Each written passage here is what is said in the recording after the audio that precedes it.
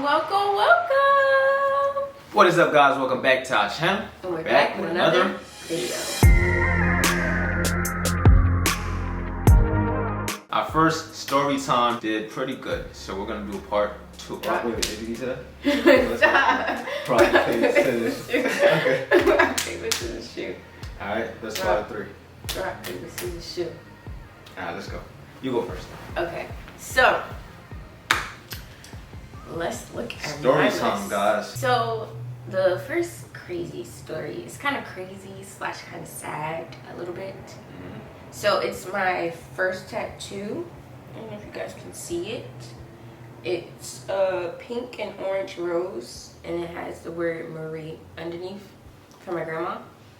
So this is my first tattoo, and I'm in the shop, going to the tattoo artist. He's like a family friend, and first of all, he has a black eye. He got beat up or something? No, he got into a fight, I think like a day or 2 days beforehand. So his eye was like his eye was so swollen, it was like dang near shut. And you trust him to do that? I mean, it came out nice, but we was like, what the heck? Like, what happened? He was like, yeah, I just got into a fight. So that was the first crazy thing, right? He has a whole black eye. He's doing my tattoo. And so as I'm getting the tattoo, I was a little nervous because I'm like, I don't know if it's gonna hurt, 'cause I'm scared of needles. But it didn't hurt. So he's asking me, as he's tattooing me, I'm sitting there on my phone like this. He's on that side. And I'm on my phone, and he's like, do it hurt? And I'm like, no. So he takes the tattoo gun, and he goes just a little bit deeper into my skin. He's like, do it hurt? And I was like, no, you psychopath. He said that? Yeah, like that joint didn't hurt, but like, why are you going deeper in my skin? You called him a psychopath? Yes. Why you say that? Because who tries to You know him? Yes, I just said he's a family friend. I was about to say, you tell your tattoo artist he's a psychopath. So I'm like, no. So it took like, I think like two and a half hours, and I was done. So I loved it. I'm so excited. So I told my grandma, my great grandma, I told her before, I said, Grandma, I'm gonna get your name tattooed on me. And she's like, oh boy, here you go. Don't be like your mom. So I told her, because she was suffering from breast cancer and lung cancer. When I went to go see her after, and at this time she was like deteriorating fast. So she was on a breathing machine, and she wasn't like really responsive. So I went in the room and I showed her, and I said, Grandma, I got your name on me forever, and I love you. I went home. I'm doing my little art project, because I had an art project to do the next day. So I went home, and 3 hours later, I got the call that she passed away. Oh, I'm glad she saw the tattoo. Yeah. Yeah, that's a good part. But it was just crazy. I was like, what the heck? Like, she passed away in 3 hours. Because I told her, I'm like, Grandma, I want to show you my tattoo. I want to show you my tattoo. She just kept saying, okay. And 3 hours later, she passed away.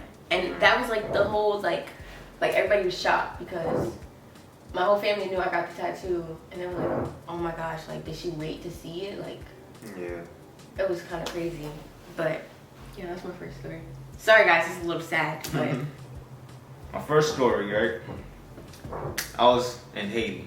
All the crazy stuff, most of them happened in Haiti. I was bad. So I think I was around 6, 7 years old, and I was playing tag with my sisters. Okay? I had 2 sisters that I lived with, and we were playing tag. No, hide and seek, not tag, hide and seek. So when they find you, they tag you, now you have to look for them. So I went to find the best hiding place. It was a suitcase on top of a shelf. Right, it wasn't even on the ground. It was on top of the shelf. And it had clothes in it. It wasn't a lot of clothes, but it had clothes in it. And I was really small, so I fit in there. I put the top down. I zipped it up just a little bit and left a little hole in there so I could still see. And then, for some reason, it started getting hot, and I started panicking. And I couldn't unzip it, right? Then I started panicking even more. Look, the clothes was under me, right? And I was on top of the clothes, and the suitcase was on top of the shelf. The suitcase fell because I was moving so much. I couldn't unzip it. And then the clothes fell on top of me.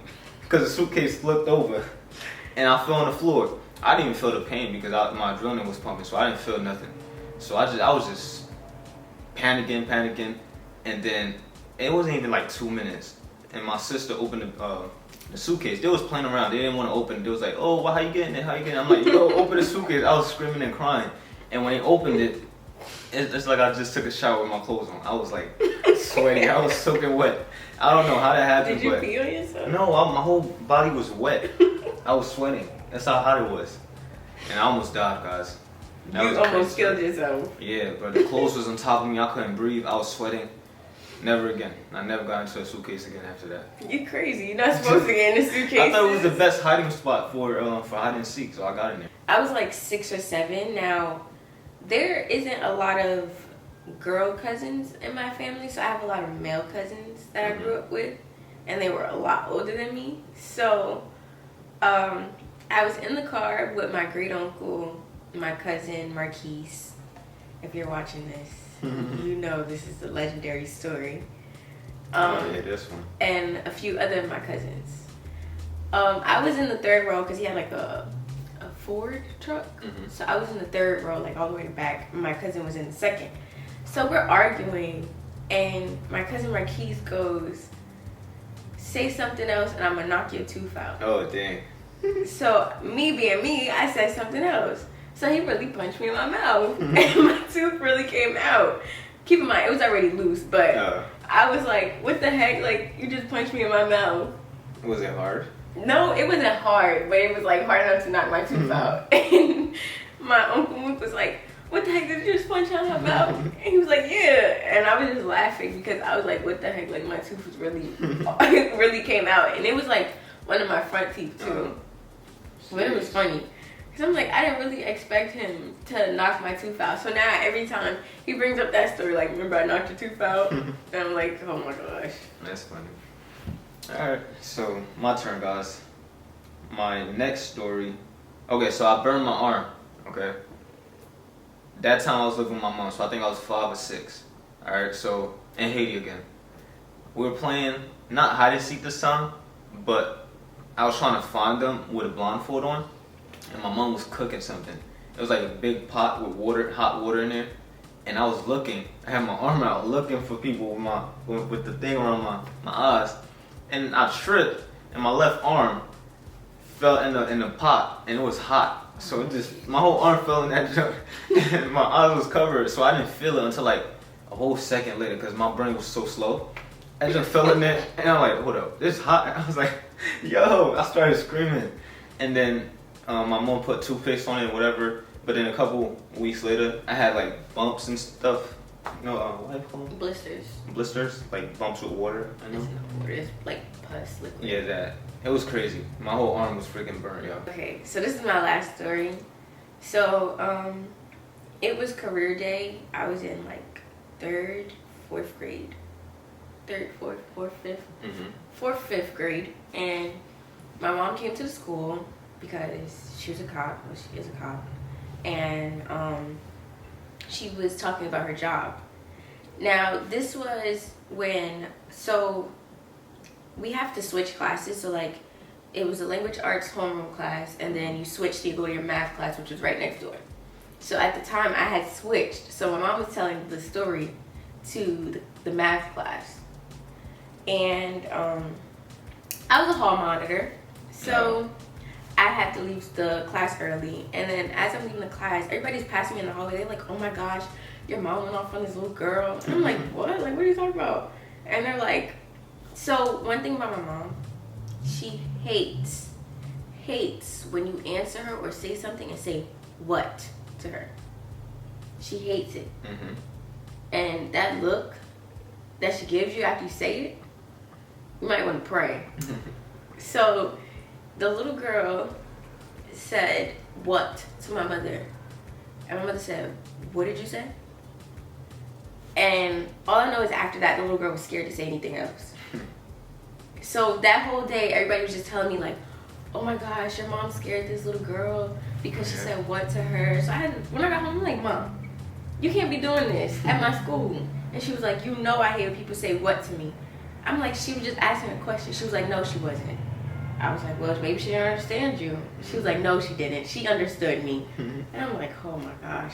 I was so embarrassed because my mom was kind of scary. Oh. So she had everybody in that class scared just because the girl said what to her. Did they treat you differently in school? No, they just was like, your mom's tough. Mom's tough. Alright guys, that's it for this video. Thank you so much for clicking on it. Make sure you leave a like for the YouTube algorithm, you know, because YouTube loves the likes. Thanks again for watching. If you guys enjoyed, please make sure you leave a like, comment, and if you're new to our channel, subscribe. And we'll see you guys in our next video. Peace. Even if you tried, you wouldn't